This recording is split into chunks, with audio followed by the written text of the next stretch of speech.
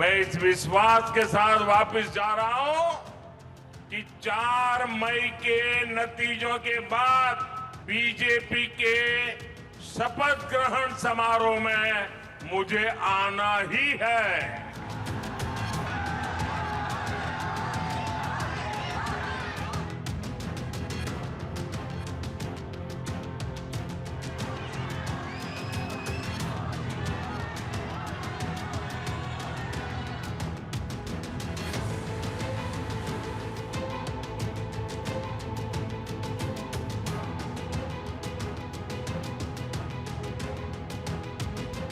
चार मई को जब परिणाम आएगा, टीएमसी के गुंडे कहीं न कहीं आपकी सड़कों पर पंचर बनाते हुए दिखाई देंगे।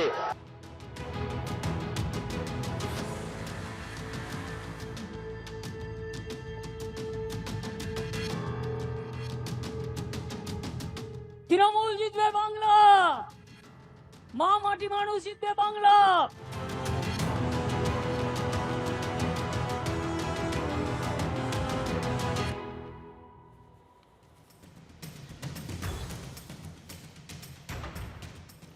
नमस्कार, आप देख रहे हैं दहाड़ और मैं हूं आपके साथ अंजनी कुमार सिंह।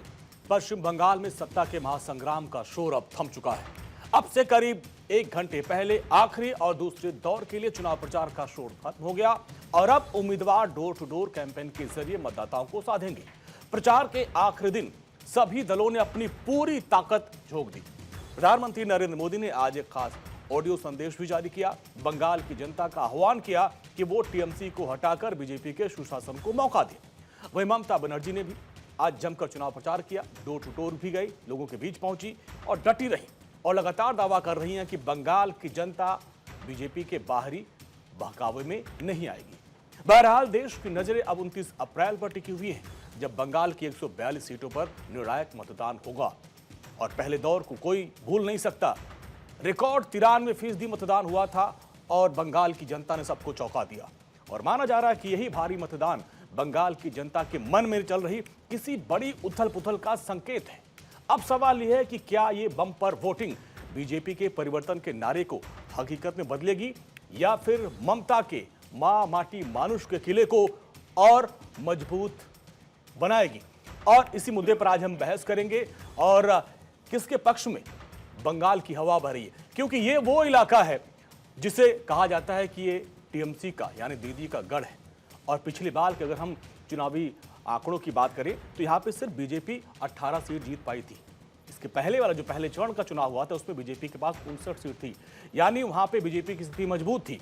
लेकिन दूसरे चरण के लिए बीजेपी ने और खासकर गृह मंत्री अमित शाह ने सारी रणनीति इसी इलाके पर फोकस कर रखा था, क्योंकि इसमें बहुत सारी ऐसी सीटें थी जिसमें बहुत कम मार्जिन से टीएमसी ने जीत दर्ज की थी और अमित शाह ने इसी को लेकर पूरी रणनीति तैयार की थी। उसका असर क्या होगा यह देखने वाली बात होगी।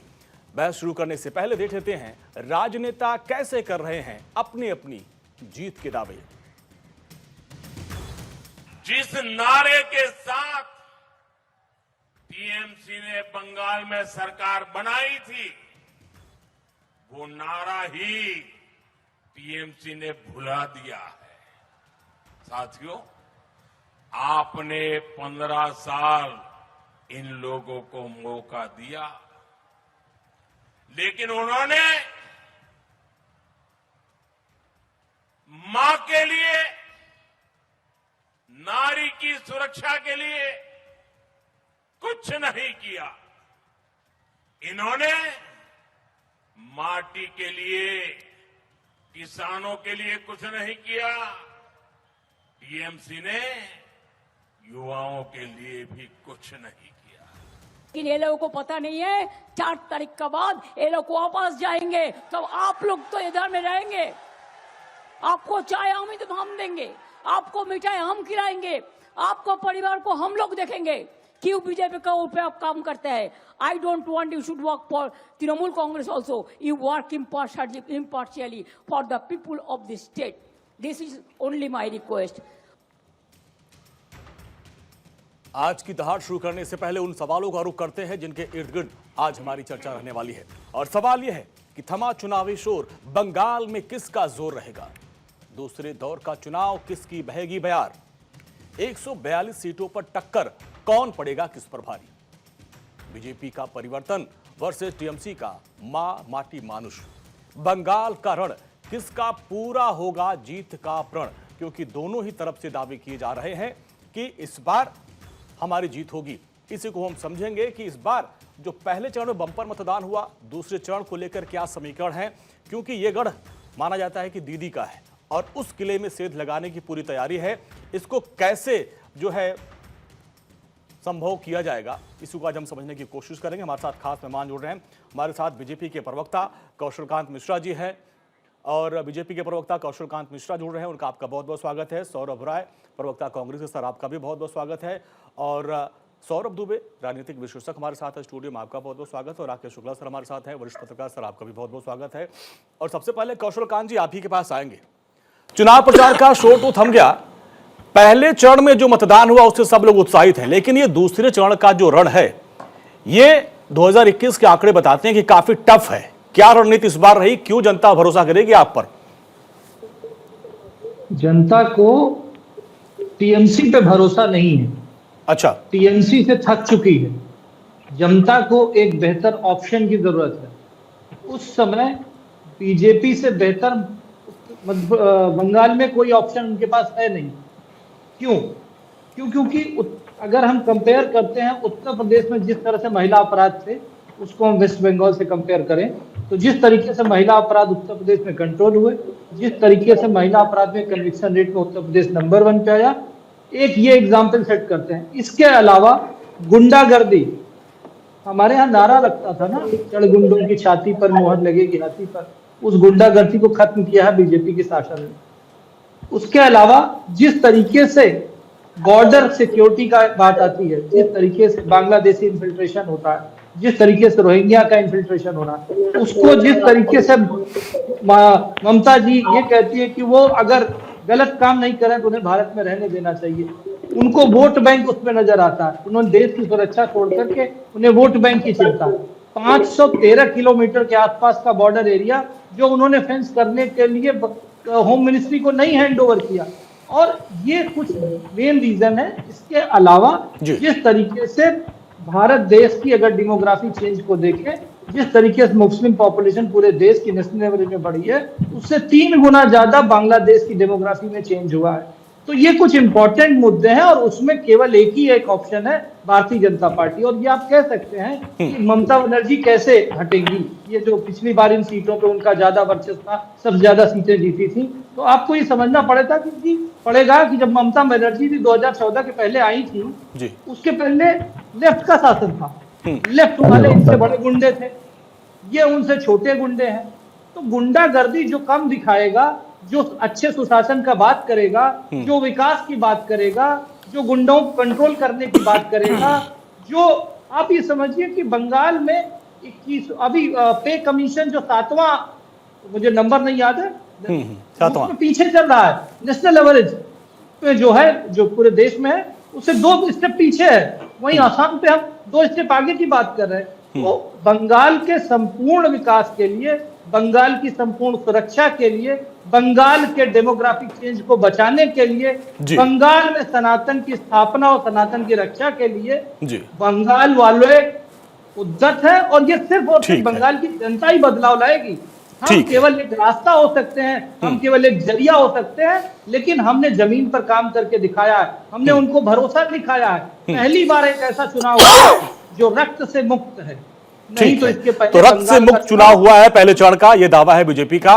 अब सुभ्रांशु राय जी, प्रवक्ता कांग्रेस, सुभ्रांशु जी, सभी सीटों पर आप भी चुनाव लड़ रहे हैं, लड़ाई में आप कहां देख पा रहे हैं? क्योंकि राहुल गांधी ने कुछ दिन पहले जो बयान दिया था उसको तो बीजेपी अपने पक्ष में मांग चल रही है कि भाई आपने तो चुनाव से पहले ही लगभग आप समर्पण कर दिया क्या? अंजलि, 3-4 चीजें हैं जी। कांग्रेस के लिए बंगाल में एक तरफ नागनाथ है तो दूसरी तरफ सातनाथ है। अगर ममता बनर्जी के शासन काल में अवैध लोगों की संख्या बढ़ी है तो फिर से अवेलेबल फॉर सेल होगा, जो नरेंद्र मोदी सरकार हर जगह बेचने का साथ कर रही है। दूसरा, कौशल कांत मिश्रा ने जिक्र किया कि महिला अपराध जो उत्तर प्रदेश का मॉडल है, अभी गाजीपुर में हत्या बलात्कार तत्काल में हुआ है, हाथरस और उन्नाव को हम लोग छोड़ देते हैं, भूल जाते हैं इस बात। तो ये है इनका महिला अपराध को लेकर जीरो टॉलरेंस पॉलिसी। लेकिन जो मेन इंपॉर्टेंट बात है अंजलि, मैं वो आपको शेयर करता हूँ, क्योंकि मैं बंगाल से मैं भी अभी कल वापस आया हूँ। बंगाल भाई ब्राह्मण और कायस्थ रहे हैं भवभाग में पिछले 35 सालों से, और जो नरेंद्र मोदी जी ने सवर्णों के खिलाफ यूजीसी का काला कानून प्रस्तावित किया है, जिसमें सवर्णों के बच्चे जो विश्वविद्यालय में जेल जाएंगे या उनका करियर खत्म होगा। अब आप कल्पना करिए कि बंगाल का वो सवर्ण समाज हो, चाहे ब्राह्मण हो या कायस्थ हो, वो किस बात पे नरेंद्र मोदी या भारतीय जनता पार्टी को वोट देगा? क्या इस झुंझुने पे आपको किस बात के लिए वोट देगा सर? अभी देखिए मुद्दा यह है कि जनता आपको क्यों वोट देगी। इसके बाद सर देखिए सवाल तो मैंने बीजेपी से पूछा कि बीजेपी से पूछा ना आपको जनता क्यों वोट देगी, आप यही कहेंगे बीजेपी ने ये किया, बीजेपी को वोट नहीं देगी। आपको क्यों वोट देगी, आपने क्या ऐसा किया है? अंजलि सुन तो लीजिए भाई जी, मुझे क्यों देगी मैं बता रहा हूँ ना। वहां के लोगों के सामने एक सबसे बड़ा चैलेंज है कि सवर्णों के खिलाफ है भारतीय जनता पार्टी और नरेंद्र मोदी। और दूसरी इंपॉर्टेंट जो है, जो इन्होंने अभी सनातन का एक झुंझुना बजाया, शंकराचार्य सड़कों पे है, गौमांस निर्यात में और काटने में और बेचने में भारतीय जनता पार्टी की सरकार नंबर गौमांस की कंपनियों से चुनावी चंदा ले रहे हैं। मंगलवार को बैठकर वहां मछली खाते हैं और टीका लगा के घूम रहे हैं कि हम सनातनी हैं, कि हम मंगलवार को मछली खा सकते हैं। तो ये सब जो है वो जनता वहां देख रही है। बंगाल के लोग बुद्धिजीवी हैं और उनको जिस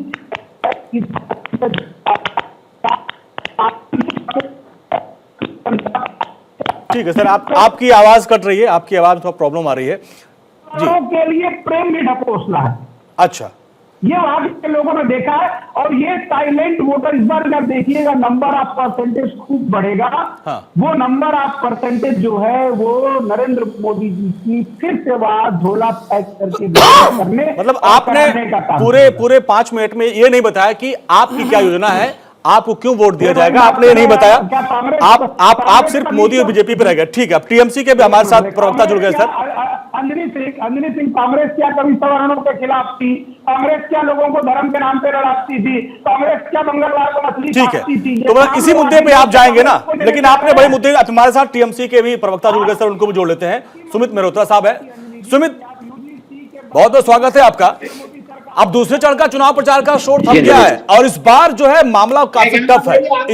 इस बार बीजेपी ने पूरी ताकत झोंक रखी है। ये जो दूसरे चरण का जो पूरा इलाका है, इसको कहा जाता है टीएमसी का गढ़ है, लेकिन गृह मंत्री अमित शाह ने यहां पर बूथ लेवल तक रणनीति बनाई है और जिस तरीके से घेराबंदी की, आपको लगता है कि क्या इस बार मुकाबला टफ है? उन्होंने चूंकि जो मां माटी मानुष का आपका नारा था, उसी पर ही सवाल खड़े कर दिए हैं कि आप लोग मां को भूल गए, मानुष को भूल गए, माटी को तो आपने छोड़ ही दिया। अंजलि भाई, बड़ी अजीब बात है। देश के गृह मंत्री जाते हैं, कहते हैं मैंने बूथ लेवल पे जाके काम करा है। कहाँ है बूथ लेवल आपका? खाली पड़ा है। अभी भी दूसरे चरण, पहले चरण का चुनाव हुआ था, वहां पे जो अंदर वोटिंग से पहले एक बूथ तो लगता है जहाँ पे पर्चियां काटी जाती है, वो खाली पड़े हुए थे। बूथ लेवल पे इनके है ही नहीं, संगठन ही नहीं है। ये कहते हैं हम काम कर चुके हैं। अगर काम करा होता वहां पे बंगाल में, तो इतनी पावर इन्हें लगानी नहीं पड़ती कि आज आर्मी को भी उतार दिया, टैंक्स भी लगा दिए, पूरी मंडली उतार दी है। यानी कि आप ये समझिए पीएमओ ऑफिस जो है पूरा इन्होंने बंगाल में लाके बैठा दिया देश के गृह मंत्री ने कि चुनाव जीतना ही जीतना है, हमें कुछ भी कर लें, हमें जीतना ही जीतना है। पर बंगाल की जनता ने भी तय कर लिया है, उनको भी दिख रहा है कि आप जैसे ठगों को हमें वापस दिल्ली भेज देंगे या गुजरात भेजेंगे। हालात आप देखिए, देश के गृह मंत्री, देश के प्रधानमंत्री जी को चिंता नहीं है मणिपुर की, ओडिशा की, जो हालात वहां पे बना रखे हैं, जनता वो भी देख रही है। बगल का ही है, ज्यादा दूर नहीं है। मणिपुर में भी आगजनी हो रही है 3 साल से। वहां पे राष्ट्रपति शासन लगाया था, राष्ट्रपति शासन लगाने के बाद फिर हटाने के बाद वहां पे सरकार इन्होंने स्वयं बना ली और उसके बाद भी आज आगजनी हो रही है। क्यों हो रही भाई? वहां पे भी माँ बहन बेटियां रहती हैं। अगर वहां पे आप सुरक्षा व्यवस्था आप नहीं दुरुस्त कर पा रहे हैं, तो क्या बंगाल में आकर की क्या सुरक्षा व्यवस्था दुरुस्त कर पाएंगे? क्या माँ बहन बेटियों की सुरक्षा दे पाएंगे? ये भी एक सवाल है। और अभी हमारे कांग्रेस के प्रवक्ता जी बोल रहे थे, बड़ी अच्छी बात कह रहे थे यूजीसी को लेकर के। तो श्रवण लोग ये भी देख रहे हैं कि जिस तरीके से भारतीय जनता पार्टी ने काला कानून ला करके यूजीसी का ठोपा है, डिवाइड एंड रूल करने की कोशिश करी है, वो भी जनता को याद है। मिश्रा जी हैं हमारे, ये भी अंदर मन ही मन में कहते होंगे कि यार कहां से मोदी जी ये वाला काला कानून ले आए, काला कानून लेकर के आके हमारे बच्चों के ऊपर थोपना चाह रहे हैं। हकीकत है ये बोल नहीं पाएंगे, ये बोलेंगे नहीं टीवी डिबेट में बैठ करके, मिश्रा भाई हमारे बोलेंगे नहीं, विरोध नहीं करेंगे, पर ये फैक्ट है कि जो काला कानून आया है ना यूजीसी का, इसमें वाकई में इनके बच्चे। ठीक है, तो आप कह रहे हैं कि मणिपुर में हिंसा हो रही है, बंगाल में सब कुछ चंगा है। अभी पिछले चुनाव मुझे याद है हम लोग भी बंगाल गए हुए थे, इतना बम गोला बारूद वहां मिला था, लोकल मेड बम मिला था, वो इस बार आप लोग चला नहीं पाए। इस बात का मलाल है क्या? आपको इस बात का मलाल है क्या कि इस बार वो जो बम गोला बारूद थे टीएमसी के लोग उसको चला नहीं पा रहे हैं और मतदान 92-93% हो गया? नहीं अंजलि भाई, कल जिस तरीके से भाटपाड़ा में अर्जुन सिंह के द्वारा गुंडाई करी गई है, इनके विधायक जिस तरीके से मारा है, हमारे सौरभ सिंह को के ऊपर हमला करा है, वहां पे जिला पंचायत के है, उनके ऊपर हमला करा सौरभ सिंह के ऊपर, उनको चोट आई है। और एक हमारी सांसद है आरामबाग की, तो वो उनके ऊपर भी हमला हुआ है, वो हॉस्पिटल में एडमिट है। आप बताइए, अब आप आरोप लगाते थे कि टीएमसी कर रही है, टीएमसी भाजपा वालों को मार रही है। तो इसमें देखिए आप दो बातें, एक तो आपकी टीएमसी सांसद पे हमला हुआ, इसके अलावा गोघाट में भाजपा उम्मीदवार प्रशांत दिनार पर भी हमला हो गया। तो यही तो मामला है, तभी तो सेंट्रल फोर्सेस को बुलाया जा रहा है कि प्रत्याशियों को दौड़ा के पीटा गया। अभी पिछला वाला चुनाव वीडियो कोई भूला नहीं है जब बीजेपी उम्मीदवार को दौड़ा के पीटा गया था, इसीलिए तो सेंट्रल फोर्सेस लेके पहुंच रहे वहां पे। वीडियो सब है। हाँ नहीं, अर्जुन सिंह स्वयं प्रत्याशी, स्वयं प्रत्याशी वहां पे गुंडाई कर रहा है, फोर्स के आड़ में है। सौरभ सिंह को मारा उन्होंने, चोटिल हुआ सौरभ सिंह हमारे भाटपाड़ा में। हाँ। इसका जवाब कौन देगा? क्यों चुनाव आयोग कहां गया? हाँ। सेंट्रल फोर्सेस कहां गई? बीजेपी उम्मीदवार को वहां जो दौड़ाया गया वहां, इसीलिए तो ठीक है। हमारे साथ कुछ और खास मेहमान जुड़े हुए हैं, सौरभ दुबे जी, राकेश शुक्ला। हाँ जी बोलिए। अंजलि जी देखिए क्या है, आप कहते हैं कि टीएमसी के लोग भाजपा के लोगों को मार रहे हैं, दौड़ा के मार रहे हैं। हाँ। दौड़ा के वहां पे मैं समझता हूं, वहां पे उन्होंने बूथ कैचिंग करने जा रहे थे, तो पब्लिक ने उन्हें दौड़ाया। आपको लग रहा है एक अकेला विधायक एक गन्ना लेके बूथ कैप्चर करने जा रहे थे? ठीक है, अभी हमारे साथ और भी मेहमान है सर, पहले हम सबको जोड़ लेते हैं। राकेश शुक्ला जी, ठीक है सर, दो समीक्षक हमारे साथ। राकेश शुक्ला सर, दूसरे चरण का रण आप कैसे देखते हैं? क्योंकि ये जो इलाका है कहा जाता है कि टीएमसी का गढ़ रहा है, अब इसको गिराने की पूरी तैयारी है जी, और अब ऐसे में जो एसआईआर का भी मुद्दा था, कैसे देखते हैं दूसरे चरण का रण कितना टफ है, किसके लिए? देखिए अंजनी भाई, दोनों चरणों को अलग अलग देखना होगा। वहाँ मुख्य प्रतिद्वंदी हैं तृणमूल कांग्रेस और भारतीय जनता पार्टी। पहले चरण में आप देखेंगे तो तृणमूल कांग्रेस की तरफ से मतदाताओं को डराया गया और भारतीय जनता पार्टी की तरफ से उन मतदाताओं को डर से उबारने का प्रयास किया गया। मतदाताओं को ऐसे डराया गया, खासकर मुस्लिम मतदाता को, कि यदि भारतीय जनता पार्टी की सरकार आ जाएगी तो आप सबको बांग्लादेश भेज देगी। भारतीय जनता पार्टी की तरफ से कहा गया कि नहीं, यदि भारतीय जनता पार्टी की सरकार आएगी तो आपको सुशासन देगी, आपको सुरक्षा देगी। दूसरे चरण के चुनाव में कहीं ना कहीं तृणमूल कांग्रेस के मन में लगता है कि भय आया कि मुस्लिम वोटों का जो लामबंदी वो हमारे साथ तो है, लेकिन हिंदू वोट बढ़ सकते हैं। अच्छा। तो ममता बनर्जी जी की तरफ से एक स्टेटमेंट दिया गया। मुसलमानों का स्टेटमेंट तो वही था कि बांग्लादेश भेज दिया जाएगा, हिंदुओं को भी उन्होंने डराने का प्रयास किया और बोले कि यदि भाजपा की सरकार आएगी तो आप सब लोग शरणार्थी कैंप में दिखेंगे। तो ये एक जो डर और विश्वास के बीच में जो चुनाव का झूला झूल रहा है, उसको देखिए, उसमें सबसे महत्वपूर्ण फैक्टर मुझे लगता है कि महिला मतदाताओं का। हाँ। पिछले 3 चुनाव आप देखिए, 2016 का, 2021 का, 2019 का, 2024 का, और अब 2026 में जब आप आएंगे तो महिला मतदाताओं में 2 तरह के विभाजन आप देखेंगे 2026 में। पहला, एक जो फ्री बीज मिल रहा उनका, दूसरा जो डेवलपमेंट की इशू पे काम, मतलब डेवलपमेंट देखना चाहती है जी। जो दूसरा फेज का चुनाव 142 सीटों का हो रहा है, उसके 2 अलग अलग क्षेत्र है, एक भद्रलोक, एक ग्रामलोक। अभी जहाँ चुनाव हुआ उसमें मैक्सिमम ग्राम लोक था। अब भद्रलोक में यदि आप देखेंगे तो कोलकाता का पूरा सेक्टर आता है। तो कोलकाता की महिलाओं का जो आप रिएक्शन देखेंगे तो आप पाएंगे कि वो डेवलपमेंट के इशू पे बात करने लगी हैं। और ग्रामीण लोग की जो महिलाएं हैं, ग्राम लोग की महिलाएं हैं, वो कहीं ना कहीं सुरक्षा का इशू लेके आने लगी हैं। तो मुझे लगता है कि जो तीनों चुनाव में पुरुष और महिला मतदाताओं की वोट परसेंट, महिला सुरक्षा मतलब प्रमुख मुद्दा है। हाँ, तो वो देखेंगे आप कि महिला मतदाता पुरुष मतदाता से हर चुनाव में 2 से 3% वोटिंग ज्यादा करता है। और सौरभ भाई, चूंकि अभी तो आप बता रहे थे कि आप वहीं से लौट के आए हैं और बख्तरबंद गाड़ी में जाके गए थे, तो क्या वहां ऐसा माहौल है कि आप जैसे जर्नलिस्ट को भी बख्तरबंद गाड़ी में जाके क्षेत्र में देखना, घूमना पड़ रहा है? नहीं, मैं पत्रकारिता करने नहीं गया था वहाँ, एज ए जर्नलिस्ट नहीं गया था, लेकिन मैं प्रचार प्रसार के लिए गया हुआ था। तो वहाँ पर आज के चुनाव में नहीं, 19 के चुनाव में मैं गया था तो भी यही हालात थे वहाँ पर।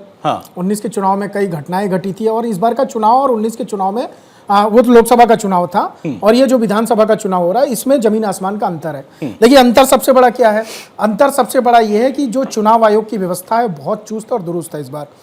हालांकि उसके बावजूद लोगों ने प्रयास किया वहाँ जो है लगातार, मैं तो कह रहा हूं कि वो टीएमसी के गुंडे ही मान के चलिए, क्योंकि कांग्रेस के अधीर रंजन चौधरी जी ने खुल करके इस बात को रखा कि जो टीएमसी के गुंडे हैं उनके लोगों ने कांग्रेस के कैंडिडेट को मारा। और आज राहुल गांधी जी का ट्वीट भी है, मैं पढ़ रहा था कि वो जिस प्रकार से कह रहे थे कि इतना बड़ा कुशासन जो है वो कहीं पे नहीं हो सकता, खुल करके वो ममता जी की बुराई करते हुए दिखाई दिए। देखिए, अभी पैनल पर जो मैं आपका निष्कर्ष देख रहा हूं, जिन बातों को मैं देख रहा हूं, समझ रहा हूं, स्पष्ट तौर पे दिखाई दे रहा, 2 बातें हैं।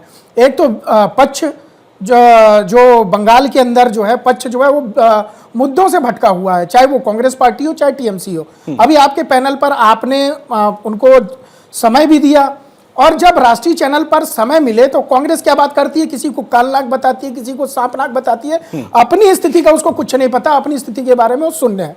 दूसरी तरफ जो है वो शंकराचार्य की बात कर रहे थे जिसका इस चुनाव से कोई लेना देना नहीं है। तीसरी बात उन्होंने यूजीसी की बात कर रहे थे।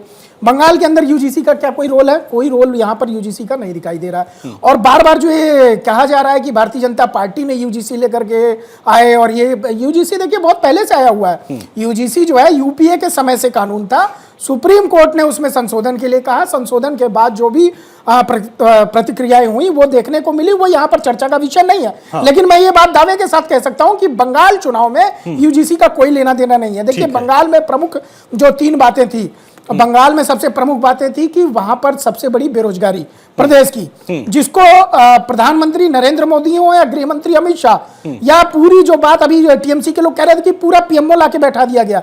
अरे भैया, पीएमओ नहीं है इस समय, वो कार्यकर्ता है। प्रधानमंत्री नरेंद्र मोदी जो है वो कार्यकर्ता के रूप में जाते हैं चुनाव प्रचार करने, वो आराम से एसी कमरे में नहीं बैठते हैं, चार्टर्ड प्लेन में नहीं बैठते हैं। राहुल गांधी जी को भी मैं यही करना चाहिए, यही ममता दीदी वहां पे कर रही है। तो ये जब भी चुनाव होता है पूरी बीजेपी की टीम उतरती है, तो सीखने वाली बात है। ये मतलब दूसरी जो भ्रष्टाचार नहीं, सुन लीजिए, अभी भ्रष्टाचार जो मुद्दा है वो सबसे बड़ा मुद्दा रहा है। लगातार टीएमसी की सरकार में जो वहां के मंत्री हैं वो मतलब कई बार जब उनके यहाँ रेड पड़ी है तो कई बड़े बड़े वहां पर रुपये पैसे पाए गए। तीसरी बात राकेश शुक्ला जी ने जो कही वो बिल्कुल सत्य है, कड़वा सत्य है। महिलाओं के प्रति जो अपराध है बंगाल में, महिलाओं के प्रति जो सुरक्षा है वहां पर रेप बलात्कार की घटनाएं हो रही है, उसको सही करने के लिए, उसको ठीक करने के लिए इस बार बड़ी मात्रा में महिलाएं आ रही हैं। कौशल जी बहुत जवाब देना चाह रहे थे। कौशल जी, देखिए यहाँ पे टीएमसी और कांग्रेस तरफ से कहा गया पूरा पीएमओ उतर गया। जी कौशल जी। तो अंजलि जी, उसमें तकलीफ क्या है इनको? हाँ, हमारा संगठन बड़ा है और हमारा संगठन वहां उतरा है। हमारे संगठन में प्रधानमंत्री जी भी आते हैं, हमारे संगठन में मुख्यमंत्री जी भी आते हैं, हमारे संगठन में गृह मंत्री जी आते हैं, वो अपना काम करें, इसमें इनके पेट में चाहे दर्द हो रहा है। भाई, आपके पास संगठन हो, आप इस्तेमाल करो। हमारे संगठन है वो धरातल पे है, और हमारे तो अध्यक्ष जी कहते थे संगठन ही सेवा है। अगर संगठन अगर सेवा कर रहा है तो आपकी लोकप्रियता कम हो गई है। अंजलि जी को चुप करवाइए जरा, फिर मैं बोलता नहीं हूँ। जी बोलिए बोलिए। मुख्यमंत्री को उतारना पड़ गया, सारे मुख्यमंत्रियों को उतारना पड़ गया। आपके पास है कितने मुख्यमंत्री जो आप उतारोगे यार? बिना मतलब की बात मत करो, काम के बाद आ जाओ, मुद्दे पे आते हैं। माँ माटी मानुष का चुनाव आप लड़ते थे, माँ मानी। अंजलि जी इनको बुलवा लीजिए, जब थक गई है बोल लूंगा। सुमित जी एक बार सुनते हैं, क्योंकि वो कह रहे हैं भाई आपके पास कौन है, भाई उनके पास है ऐसे कार्यकर्ता, प्रधानमंत्री है, गृह मंत्री है, सीएम उतार रहे हैं, आपके पास जो है वही उतारोगे ना जी। एक बार सुनिए फिर आप जवाब दीजिएगा, नोट करिए सब। बिल्कुल बोलिए कौशल कांत जी बोलिए, कौशल कांत जी बोलिए, सीबीआई ईडी इनका कौशल कांत जी बोलिए। अरे आप बोलने तो दो, आप यहाँ पर भी हाईजैक करेंगे क्या? कौशल कांत जी बोलिए। जाके लड़ना। देखिए अंजलि जी, फिर मैं पूरे डिबेट में इनको बोलने नहीं दूंगा। अगर ये कौशल कांत जी बोलिए, आप बोलिए जी। माँ माटी मानुष का चुनाव को एक तरफ छोड़ करके केवल मुसलमान को चुनाव लड़ने वाली ममता बनर्जी का जो हाल होने वाला है वो डिसीजन लेगी वहां की जनता। अगर जनता किसी तरफ आ जाए तो किसी को भी बदल सकती है, और जनता वहां की तरफ आ चुकी है। और माँ की अगर हम बात करें, माँ यानी महिला, महिला चाहे राष्ट्रपति हो, महिला चाहे जज हो, महिला चाहे अधिकारी हो, महिला चाहे आरजीकर की डॉक्टर हो, महिला चाहे वहां की उम्मीदवार हो, महिला चाहे कार्यकर्ता हो, महिला चाहे आदिवासी हो, दलित हो, उसको सड़क पे खींच करके रेप करते हैं कौन? ममता बनर्जी के गुंडे। ये तो रहा माँ का हाल। माटी का हाल पिछले चुनाव में देख लिया, रक्त रंजित चुनाव, पूरा माटी को रक्त रंजित करके ये चुनाव लड़ते हैं। और मानुष तो बंगाल छोड़ करके भाग आ रहा है। वहां से जितने भी लोग जाते हैं, आप किसी भी जगह जाइए, किसी भी रेड लाइट पे देखिए, जिस तरीके से बंगाली लोग किस हालत में हैं आपको दिख रहा है। क्यों? क्योंकि उनको वहां पे काम नहीं है, धंधा नहीं है।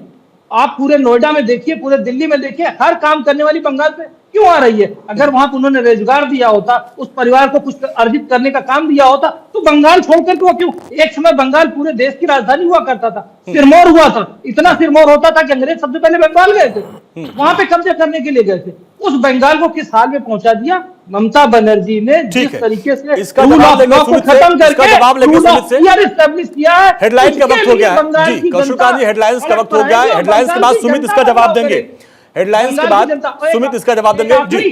अंजलि जी, हाँ। अंजलि जी एक 10 सेकेंड और मैं सब लोगों से बोलूंगा, महिला अपराध में कन्विक्शन रेट में ममता बनर्जी का वेस्ट बंगाल लोएस्ट है, पूरे देश में सबसे लोएस्ट कन्विक्शन रेट है। और कितना? 3.5% से 5%। नेशनल एवरेज महिला सुरक्षा एक प्रमुख मुद्दा है। एक आखिरी चीज जो हेडलाइन 21%, और वहीं उत्तर प्रदेश में महिला अपराध का कन्विक्शन रेट नेशनल एवरेज से 3 गुना। ठीक है, महिला सुरक्षा जैसा कि कानून राकेश अभी बोल रहे थे, सौरभ भी बोल रहे थे कि महिला सुरक्षा एक बड़ा मुद्दा बन सकता है, इस पर चर्चा करेंगे। पश्चिम बंगाल में दूसरे चरण के चुनाव प्रचार का शोर आज थम चुका है। ये वही इलाका है जो बांग्लादेश की सीमा से जुड़ता हुआ है और यहां पर घुसपैठ एक बहुत बड़ा मुद्दा है, सीए बहुत बड़ा मुद्दा है, संदेश खाली और आर्जिकर का मुद्दा भी, चूंकि इसी बार में वो इलाके आते हैं, इसलिए महिला सुरक्षा भी एक बहुत बड़ा मुद्दा है। और पिछले अभी डिबेट पे आपने देखा कि तमाम जो हमारे पैनलिस्ट उन्होंने कहा कि महिला सुरक्षा एक बड़ा मुद्दा है, और जिसको लेकर अभी बीजेपी के प्रवक्ता भी सवाल उठा रहे थे। अब सुभ्रांश जी हमारे साथ नहीं रह गए, कांग्रेस के प्रवक्ता जुड़े हैं हमारे साथ, उनसे पूछते सौरभ भाई, सुभ्रांश जी, सवाल ये है कि ये लोग कह रहे हैं भाई वहां यूजीसी और बाकी मुद्दों का कोई जिक्र ही नहीं है, आप उन मुद्दों के सहारे बंगाल का चुनाव, बंगाल में क्या बड़े मुद्दे हैं जिन जिन मुद्दों पे आप बात कर रहे हैं? यहाँ दो जो समीक्षक कह रहे हैं भाई वो मुद्दे वहां पे बहुत ज्यादा मैटर करते ही नहीं है, आप लोग मुद्दों पे आते नहीं हैं, इसलिए जो है मामला गड़बड़ होता है। पार्टी नहीं मैटर करती, हाँ। मुद्दे तो छोड़िए। अंजनी, महिला सुरक्षा की चर्चा स्क्रीन पे बैठ के वो लोग कर रहे हैं जो ये नहीं बता रहे हैं कि हाल फिलहाल 48 घंटे और 72 घंटे पहले उत्तर प्रदेश में हत्या बलात्कार में पूरा देश में आग लगा पड़ा है। तो क्या उत्तर प्रदेश में जो हत्या बलात्कार हुआ उसको दीनदयाल खेलकूद योजना कहेंगे? हाँ, कि बैठ के उत्तर प्रदेश में हत्या बलात्कार पे घटना घट गई है इतने बड़े लेवल पे, दबंगों ने जो सो कॉल्ड मुख्यमंत्री की जाति विशेष से आते हैं और ये बैठ के भाषण दे रहे हैं महिला महिला महिला। और रही दूसरी इंपॉर्टेंट बात, ये जो बात कर रहे हैं घुसपैठिए की, तो भारतीय जनता पार्टी और अमित शाह का पेटेंटेड डायलॉग है। झारखंड में भी इनको घुसपैठिया दिख रहे थे, बिहार में भी दिख रहे थे, उत्तर प्रदेश में भी दिख रहे थे, जहां चुनाव होता है महाराष्ट्र में भी दिख रहे थे, और अंतर्गत वह घुसपैठिया मिलता कहीं नहीं है। हाँ। जिस बेरोजगारी और देखिए सुभ्रांश जी, चूंकि अब तो डिबेट खुली हो चुकी है, अब तो डिबेट, आपने गाजीपुर का जिक्र किया, उत्तर प्रदेश के यही बगल में दिल्ली था, एक दलित लड़का मारा गया था, आप लोग वहां नहीं गए, वहां तो कूद के पहुंच के सारे लोग पहुंच गए। यानी जो इस तरह की घटनाएं होती है उसमें भी आप लोग जो है जाति धर्म देखते हैं कि सीएम की जात का बंदा है तो आप वहां पहुंच जाओगे। यहां दिल्ली में एक दलित लड़का मारा गया, आप वहां नहीं जाओगे क्योंकि वो आपका वोट बैंक है। रणजीत सिंह सुनिए तो सही। हाँ बोलिए सर। दिल्ली में जो मारा गया, तो दिल्ली में प्रशासन व्यवस्था, लॉ एंड ऑर्डर क्या भारत 24 का है या कांग्रेस का है? ये सवाल पूछो आप भारतीय जनता पार्टी से। तो आप गाजीपुर कैसे आपका डेलीगेशन पहुंच गया था, यहां पे क्यों नहीं पहुंचा बगल में? अरे भाई सुन तो ली, मैं अपनी बात बोल लूं फिर उसके बाद हाँ। आप अपना जोश दिखाइएगा। सवाल वही हो रहे हैं कि महिला सुरक्षा उत्तर प्रदेश में चल नहीं रही है और आप बंगाल में जाकर महिला सुरक्षा की बात कर रहे हैं। हाँ। और ये जो यूजीसी का काला सच है ना, वो बंगाल के सवर्ण आपको बताएंगे इस बार, घबराइए मत। क्योंकि प्रधानमंत्री की रैलियां जो हैं वो बाकी इससे पहले जो दिखी है वो लोगों ने देखा है। और प्रधानमंत्री और पीएमओ जाए वहां चुनाव प्रचार करने, हम थोड़े पूछ रहे हैं। जब इस दुनिया के बड़े बड़े देशों के राष्ट्राध्यक्ष कह रहे कि हर हफ्ते मोदी जी उठ के चले जाते हैं चुनाव प्रचार करने, क्योंकि अगर प्रधानमंत्री की भूमिका में होते तो उनको मणिपुर दिखता, प्रधानमंत्री की भूमिका में होते तो उड़ीसा दिखता। उनको तो बंगाल देख रहा है, जो कि बंगाल को अगर गलती से सरकार बना लेंगे तो बंगाल को बेचना है अपने मित्रों को। तो रही बात ये कुछ, तो यही सवाल तो आपके राहुल गांधी और प्रियंका गांधी वाड्रा पर भी है। देखिए भाई, वो पीएम होके जो जाके वहां हर दिन रैली करते हैं और आपके नेता सिर्फ 2 दिन रैली करते हैं, फिर बाद में कहते हैं कि ईवीएम हैक हो गया। भाई वो चुनाव मोड में रहते हैं, चुनाव लड़ रहे हैं, मेहनत कर रहे हैं, और आप कहते हैं ईवीएम हैक हो गया। फिर लास्ट में कितनी रैली की राहुल गांधी ने, प्रियंका गांधी वाड्रा ने? सुन तो लीजिए जी। अभी 2-3 मुद्दे जो है भाजपा के, तो उसका जवाब दे लेने दीजिएगा। आप थोड़ा बाद में आकर थर्ड अंपायर की भूमिका लीजिएगा थोड़ा। हाँ। अभी कौशल कांत मिश्रा ने बहुत सुंदर एक मुद्दा उठाया था, जिसमें आप वो संदेश खाली का जिक्र कर रहे थे। हाँ। अभी पटना में नीट छात्रा की हत्या बलात्कार के मुद्दे पे पूरा देश सवाल पूछ रहा है। भारतीय जनता पार्टी के सुशासन की चर्चा चल रही है। ठीक है अंजनी सिंह, मैं समझ सकता हूं थर्ड अंपायर की कुछ मजबूरी होगी, आप चर्चा को नहीं उस कोई मजबूरी नहीं है। बंगाल में चुनाव हो रहा है, आप बात कर रहे हैं बिहार की, तो इसीलिए वहां की जनता भी आपको सीरियस नहीं ले रही। इसका मतलब सुशासन, आप सुनिए बात सुशासन की हो रही है कि बंगाल के लोग वही गलती ना करें जो बिहार में हुआ है, बंगाल के लोग वही गलती ना करें जो उत्तर प्रदेश में हुआ है। गौ हत्या हो रही है और पिछले बार भी मैंने आपको मौका दिया था। आप बताएं आप क्या करेंगे कि जैसे वहां की जनता आप पे भरोसा करे? आप ऐसा क्या करेंगे, कांग्रेस ऐसा क्या करेगी कि बंगाल की जनता आप पे भरोसा करे? आपने 3 पॉइंट भी नहीं बताया। आप सिर्फ डरा रहे हैं बीजेपी आएगी तो ये हो जाएगा। आप क्या करेंगे सर? तो लीजिए मान्यवर, कांग्रेस वही करेगी जो 2014 से पहले था कि सबके पॉकेट में नोट था। अच्छा। हर कोई समृद्ध था। हाँ। हर कोई कॉलेज कैंपस में एक दूसरे के साथ पढ़ाई करता था। जिस दफ्तर में आप नौकरी करते हो, लोग एक दूसरे के टिफिन के डब्बे में हाथ डालकर खाते थे। जातियों का भेद नहीं था, धर्म का इतना लंबा चौड़ा भेद नहीं था। गौ मांस निर्यात में मोदी राज की तरह आप नंबर 1। ठीक है, कौशल जी जवाब दीजिए। ठीक है, कौशल जी जवाब दीजिए। कौशल जी अगर होता था, कौशल जी जवाब दीजिए। कौशल जी जवाब दीजिए। आपके सामने कौशल जी जवाब दीजिए। कांग्रेस के प्रवक्ता का जवाब सिर्फ एक डेट बताता हूं, 3 दिसंबर 2006 अमेठी का गेस्ट हाउस।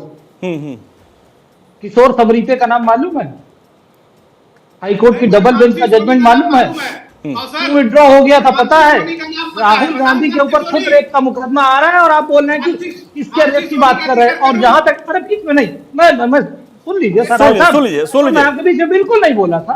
सुब्रांशु सुना ना, इज्जत से, आपकी इज्जत अपने हाथ होती है। मैंने आपको सुना, आप मुझे सुनिए। और मैं आपको नहीं बोल रहा हूं, मैं आपके नेता का गुणगान कर रहा हूं। उनके ऊपर डबल बेंच मुकदमा गया था। किशोर समरीते भाजपा कार्यकर्ता नहीं थे, समाजवादी पार्टी कार्यकर्ता थे। उन्होंने केस फाइल किया था। उसके बाद मुलायम सिंह के साथ सेटिंग हुई, लड़के हैं लड़कों से गलती हो जाती है एक साथ, सरकार बनी और केस वापस हो गया।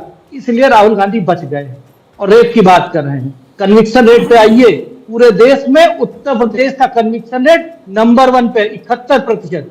राष्ट्रीय एवरेज कितना है? 21%। बंगाल का कितना? 3%। एक एक एपिसोड को दिखा करके आप पूरे देश की आंख में धूल नहीं झोंक सकते।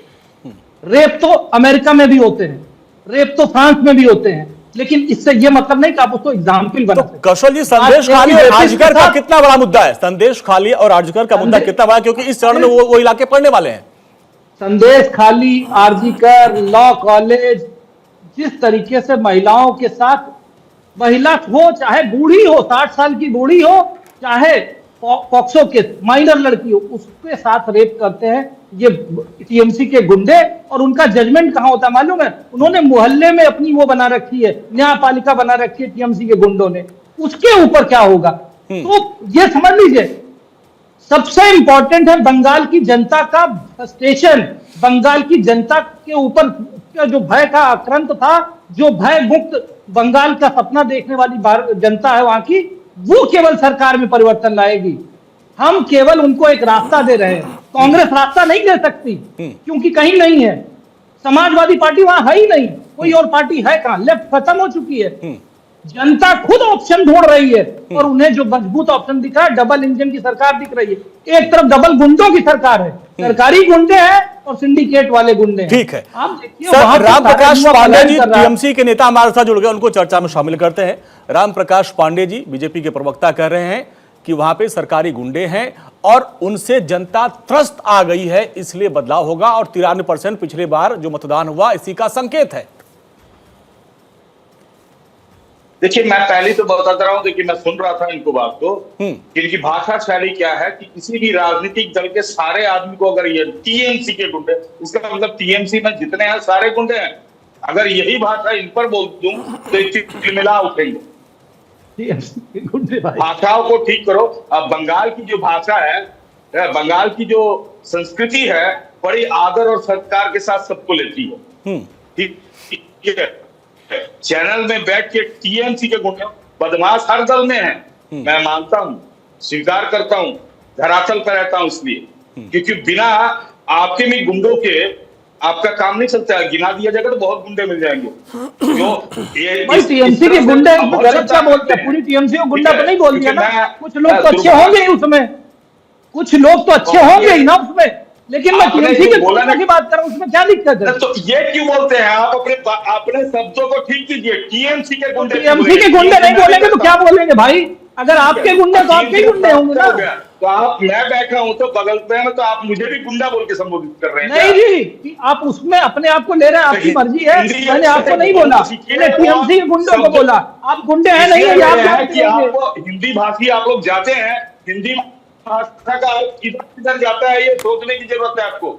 आप सोचते हैं बंगाल वाले जो बैठे हैं, भाषा पे मत जाइए, आचरण पर जाइए। वैसे मुक्ति की बात कीजिए, भरोसे की राजनीति करते हैं, वैसे मुक्ति कराएंगे, भरोसे की राजनीति करेंगे, इसलिए बंगाल की जनता चुनेगी भाई।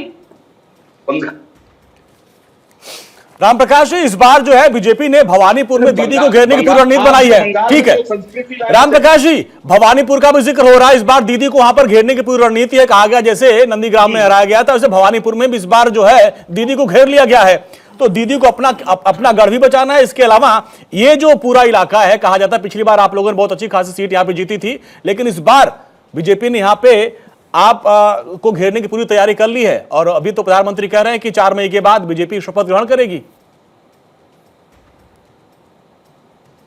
राम प्रकाश जी, देखिए वो इनकी बात है, वो राजनीति करने आए हैं, दीदी को घेर लिया है, दीदी के घर में, तो दीदी के तरह इनका एक भी दिखा दे कि वो आज भी टाली के घर में रहती हैं, और शायद ये भूल गए कि उसी वेशभूषा में इनके ही प्रथम प्रधानमंत्री अटल बिहारी वाजपेयी उस घर में आए थे और उनकी माता को चरण पर प्रणाम किया था, चरण पकड़ के प्रणाम किया था। शायद वो गलत थे, ये घेरने आ गए हैं।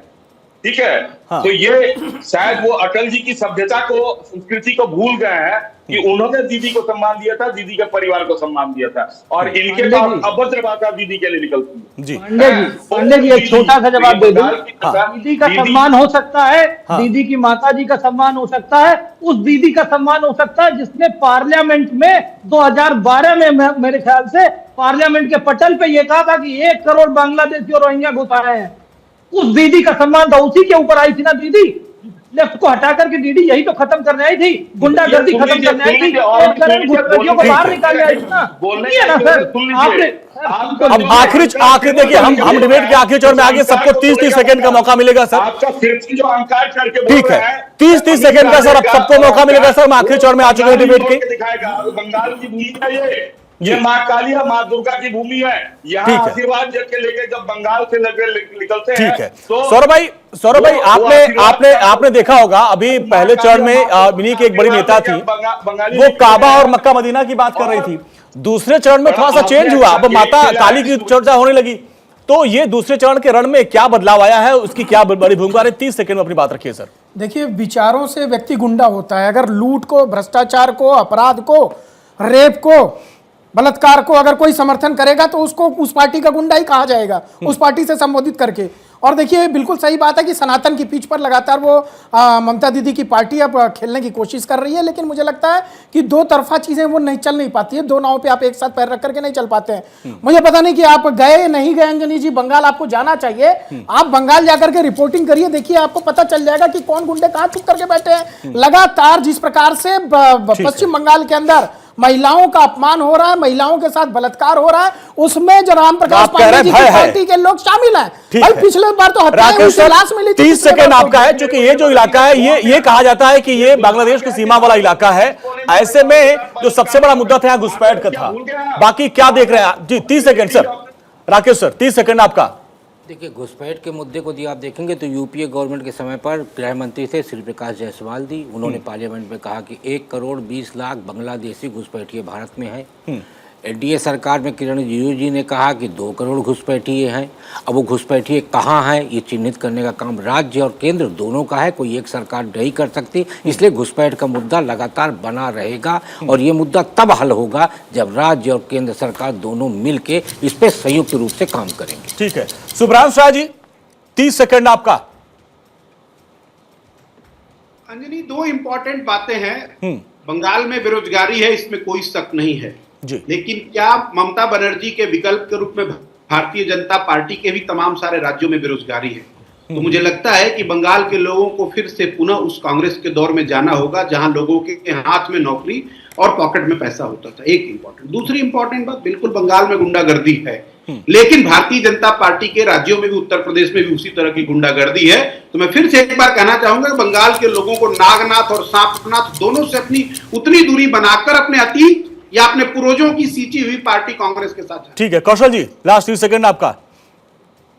अंजनी जी, कुछ मुद्दे जो सबसे इंपॉर्टेंट है, माँ माटी मानुस बनाम मुसलमान, उर्दू मैनिफेस्टो बनाम बंगला मैनिफेस्टो, कठमुल्ला बनाम विकास, घुसपैठ बनाम सांस्कृतिक विरासत, डेमोग्राफिक चेंज, महिला अपराध, गुंडागर्दी, इन मुद्दों को जो भी सॉल्व करने की क्षमता रखेगा।